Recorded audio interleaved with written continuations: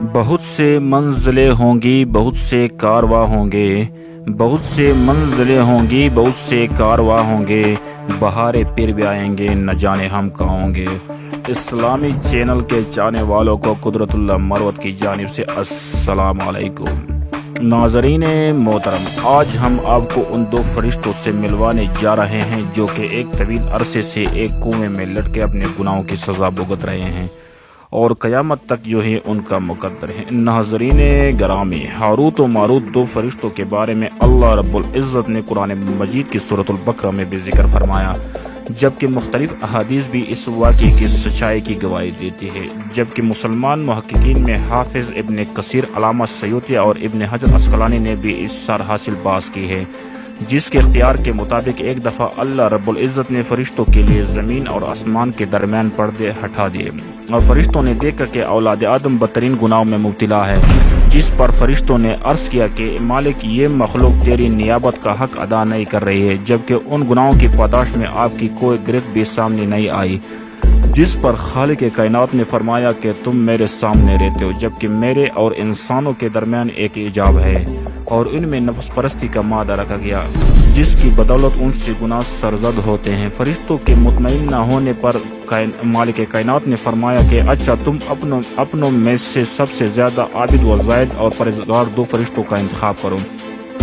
ہم انہیں انسانی اوصاف کے ساتھ دنیا میں بھیجتے ہیں اور تم دیکھو کہ وہ گناہ کے مرتکب ہوتے ہیں یا نہیں۔ سو ہاروت و ماروت دو فرشتوں کو عراق کے شہر بابل میں اتارا گیا اور انہیں لوگوں کے درمیان تنازعات کا فیصلہ کرنے کا منصب سونپا، اور تیزی سے ان کے انصاف کی شہرت پھیلنے لگی۔ ایک دن انتہائی حسین و جمیل عورت اپنے خاوند کے خلاف ایک کیس لے کر ان کی عدالت میں آئی اور ہاروت و ماروت کو اپنے دام عشق کا اسیر کر لیا۔ انہوں نے اس کے سامنے خواہش گناہ کا اظہار کیا، جس پر انہوں نے جواب دیا کہ میرا خاوند بہت غیرت مند ہے، اگر تم اسے قتل کر سکو تو تمہاری خواہش کی تکمیل ممکن ہے۔ انہوں نے اس سے انکار کرتے ہوئے کہا کہ یہ گناہ عظیم ہے۔ وہ فتنہ پرور واپس چلی گئی، لیکن ہاروت و ماروت کے دماغ سے نہ نکل سکی، اور پھر روایت کے مطابق کچھ عرصہ بعد انہوں نے پھر اس سے اپنی خواہش کا اظہار کیا، جس پر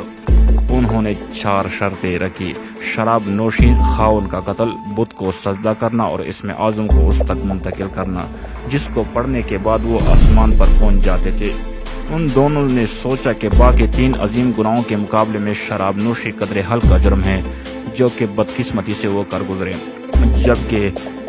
قدرت اللہ مروت جبکہ ہوش و حواس سے بیگانہ ہو کر نہ صرف باقی 3 گناہ بھی کیے بلکہ اس بدکار عورت کے ساتھ زنا کے مرتکب بھی ہوئے۔ ناظرین محترم، یوہی وہ لمحات تھے جب خالق کائنات نے ایک دفعہ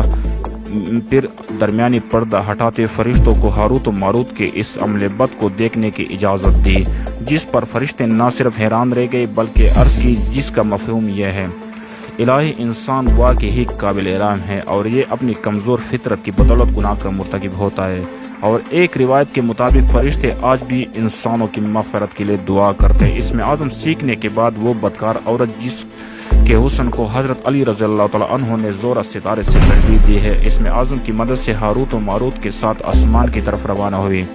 جہاں پر زورہ کو تو اچک لیا گیا، جبکہ ہاروت و ماروت کے پر کاٹ کر انہیں زمین پر پھینک دیا۔ ناظرین، حضرت ادریس علیہ السلام کے زمانے میں اتارے جانے والے ہاروت و ماروت کو اس گناہ کے بدلے میں دنیا اور آخرت میں سزا برداشت کرنے کا اختیار دیا گیا، جس پر انہوں نے دنیا کی زندگی کو فانی سمجھتے ہوئے زمین پر ہی سزا بھگتنے کا فیصلہ کیا، اور آج وہ بابل کے ایک کنویں میں، جسے جہنم کے ایک گڑھے سے تشبیہ دی گئی، سزا بھگت رہے ہیں۔ جبکہ ایک اور روایت کے مطابق انہیں زمین اور آسمان کے درمیان کسی نامعلوم مقام پر الٹا لٹکا دیا گیا۔